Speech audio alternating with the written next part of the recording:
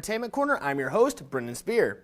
Starting us off this week, popular gaming YouTuber Jacksepticeye, who boasts 21 million subscribers on his YouTube channel, hosted a charity livestream this past weekend. Jack did this livestream to raise money for the Make-A-Wish Foundation, which he has been connected to in the past in order to meet fans that have asked to meet him. This year, Jack plans on doing one charity livestream a month for a total of 12 streams. The goal is to do a different charity for every stream. In the year of 2018, across 8 live streams, Jack raised over $1 million for an assortment of charities. During a 7-hour live stream for the Make-A-Wish Foundation, Jack and his fans raised over $100,000. All of this has been sparked by Jack's PMA campaign, which stands for Positive Mental Attitude, that he started off last year. Due to what PMA represents for him, Jack decided to make the proceeds from PMA merch sales the day of the live stream go to Make-A-Wish.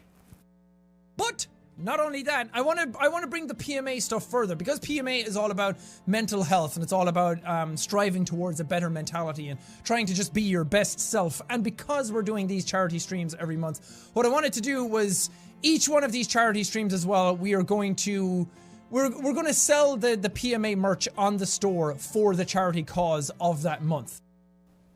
YouTube channel Machinima has been wiped out. Machinima was a YouTube channel that had been around since the beginning. The channel was one of the only ways that gaming YouTube channels could make profits when YouTube first started. Machinima would put ads on its partners' YouTube videos and then would take part of the income. Machinima has had some controversy for quite some time in regards to the contracts that they would make YouTubers sign.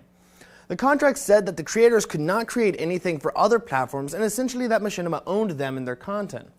The worst part about the contract, though, is that there was no way out of it. It was a perpetual contract, which in actuality is illegal, but this took YouTubers taking legal action in order to get out of their contracts. All of their videos have now been deleted or privated without any warning to all of its content creators. Lawrence Sontag, who used to be an employee at Machinima, had this to say. Machinima Warner at this point cannot verify the copyrights to all videos in Machinima's network, and there are a ton of videos. It would cost a lot of money to do it. And this is on videos that aren't getting any views. So they cut it loose. That's that. It's a business. That's how. For those that were around at the end of 2018, you probably remember hearing about the closure of Defy Media. As a reminder, Defy Media was the parent company of channels such as Smosh, Smosh Games, and The Game Theorist, and they closed in November of 2018. At the end of last week, MatPat of The Game Theorist released a video with some disturbing news. Since the closure of Defy, MatPat has dug deeper into this situation and came up with this.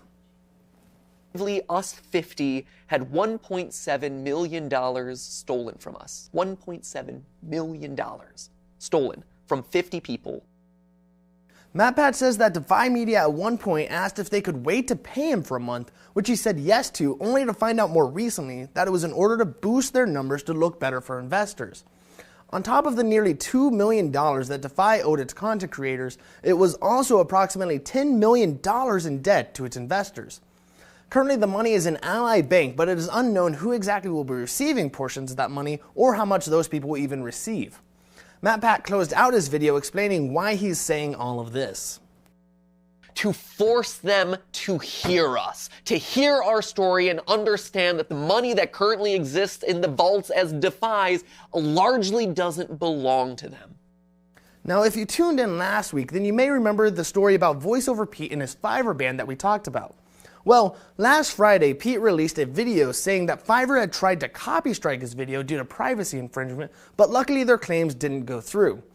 On top of this, there have been claims that Fiverr has been deleting commented posts on their Facebook page from fans talking about how Fiverr had wronged Pete.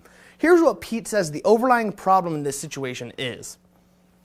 The case is, it's much bigger.